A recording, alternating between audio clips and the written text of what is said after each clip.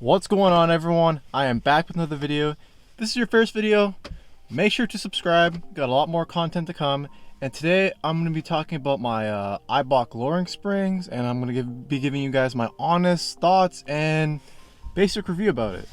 So I've had these lowering springs, I'd say for about 6 months, so half a year. And honestly, I really like them. But at the same time, I have a love-hate relationship with them, but I'll show you guys why. I really want this video to help out guys who are basically on stock ride height right now and are debating on whether to save the money and go for lowering springs or just save the money and then go with coilovers. So before we go drive to a spot, I want to show you guys how it is getting in and out of a driveway. And as you can see, guys, this is kind of how it sits right now. So for tires, I'm running 225 40/18s, and then the wheels are 18 by 7.5. If you guys want to know the reference for it, but that's how it sits right now. As you can see, the wheel gap is probably like, I'd say like 2 fingers in the front, or sorry, the rear. And in the front, I'd say it's about, yeah, I'd say around 2 fingers as well. But yeah.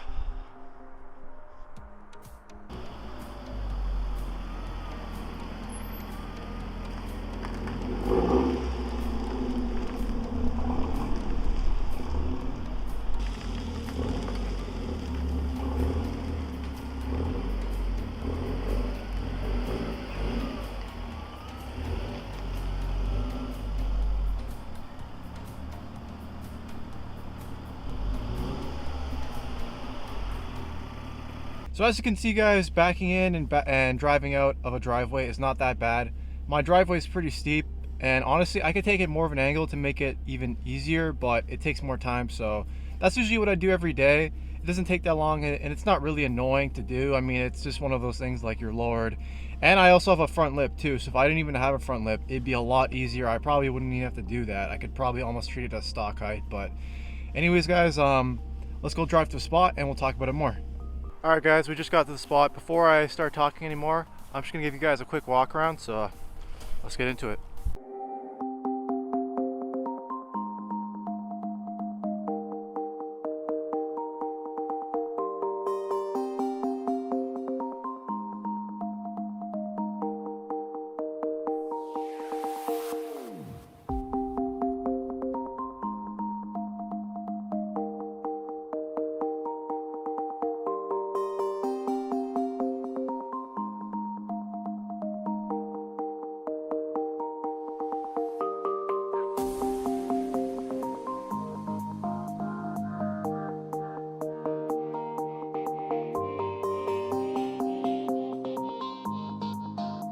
Alright guys, so now that you got a basic walk around, I'm just going to explain why I have a love-hate relationship with this, with the lowering springs.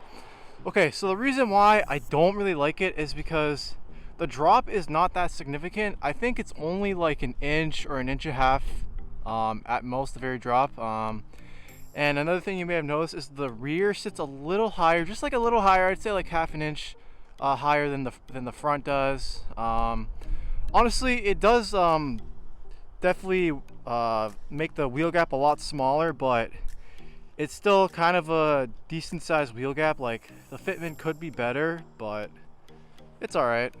But honestly, like when I have my summer set up on, it's not as bad because the wheels are a lot wider, so it sticks out a lot more, and it kind of to the eye, it makes the wheel gap look a lot smaller. So honestly, I'm on my winter set. But the reason why I really like this is because it still keeps the car very functional. Like guys, this is my daily, like I always say.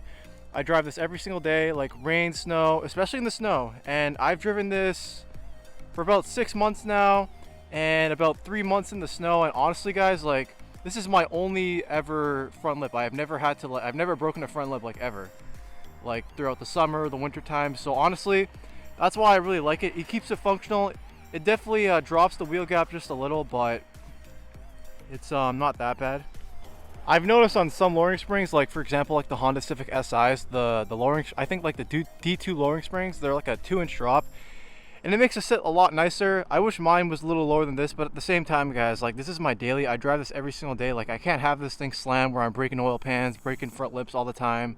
But yeah, guys, and honestly, if you didn't have my lip kit, it'd be a lot more functional. Like, mine is already functional right now, but if you didn't have the lip kit, I'm losing like an extra inch of ground clearance at least because of the lip kit. But without it, you'd have a lot more ground clearance. So honestly, guys, it's if you want your car to be a little lower but still keep that functionality, lowering springs are a great buy. You may also ask, am I on the stock shocks and struts? And the answer is yes. I'm not on like Bilsteins or whatever upgraded ones you can get. I'm still on the stock ones.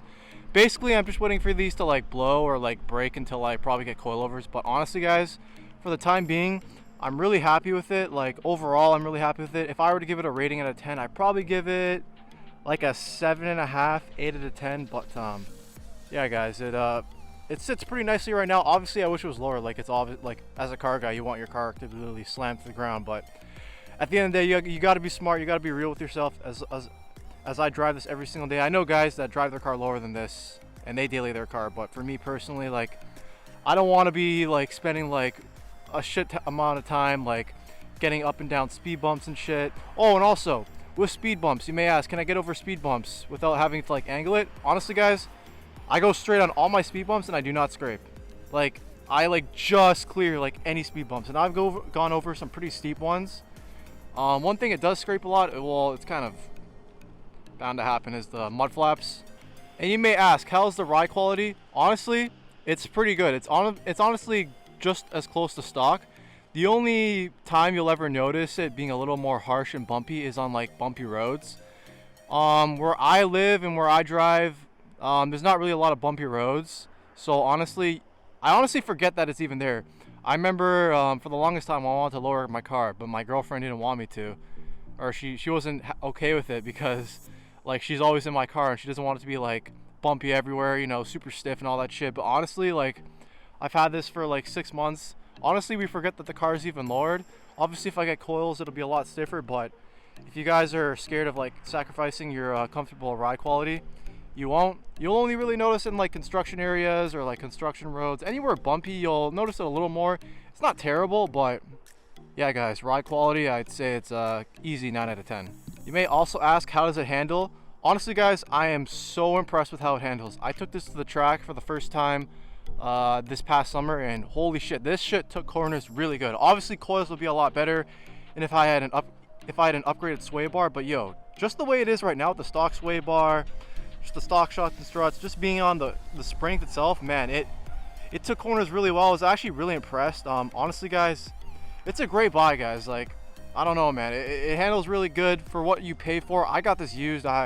If you watch my how much did my build cost, you'd see how much I got this for. But yeah, guys, so if you guys are torn between lowering springs and coilovers, honestly, if you don't have the money for coilovers but you have the money for lowering springs, just go for it, man. It's a good cheap alternative. Like, obviously you can't run them forever if you're going to be on your stock shocks and struts. I mean, you can always get upgraded ones like Bilsteins or other ones. I'm not sure any other brands at the top of my head, but you could definitely rock these and make them work for a good amount of time. It's honestly a great like cheap alternative compared to coilovers, because coilovers are really expensive. And yeah, you're not getting the drop and like the camber adjustability and the handling that you get from coilovers. But honestly, guys, for paying like literally a fraction of the price, like, I'd say it's a good buy. Alright, guys, so the parking lot that I'm at, it's got a lot of like dips and like bumps and shit. So I'm gonna put the camera down, I'm gonna drive around, and we'll see if I scrape. So I'm doing this for you guys. I'm just gonna like, I'm not gonna rip it, but like I'm gonna drive it like somewhat not careful to see how it handles. But yeah.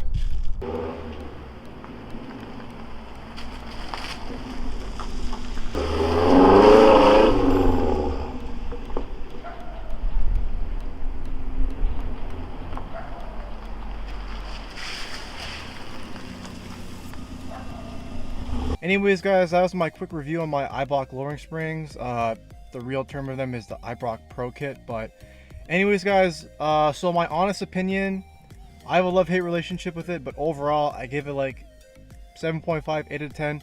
It's definitely a great buy. It's worth the money. Honestly, if you want some cheap low and you just want to drop your car a little, I'd say it's worth it, guys. It's not too stiff, It handles pretty well.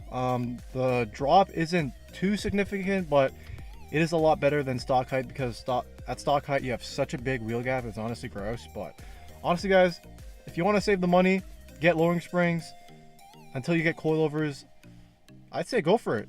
Anyways, guys, that about wraps up my video. Like I said before, if you're new to the channel, welcome, subscribe. We got a lot more weekly content to come on Mazdaspeeds and car content too. So if you're interested in that, please subscribe. It really makes my day seeing new subscribers every day. Really keeps me motivated to keep on doing this shit. But anyways, guys, I'm gonna stop rambling at this point. Anyways, I'll catch you in the next one. Like, comment, subscribe. I'll see you in the next one, and peace. Hollywood